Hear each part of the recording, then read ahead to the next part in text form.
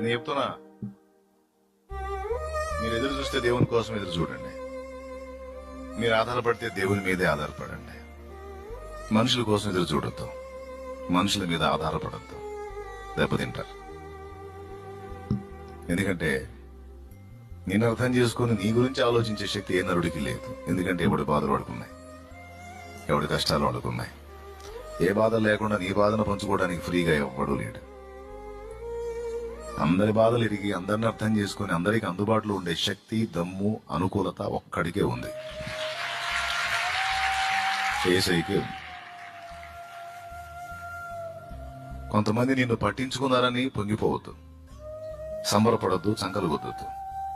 కొంతమంది నిన్ను పట్టించుకోలేదని నువ్వు బాధపడద్దు. నువ్వు వేడుకోవాల్సింది, ఎదురు చూడాల్సింది, పన వేసుకోవాల్సింది, ఆశపడాల్సింది ఆ ఒక్కడి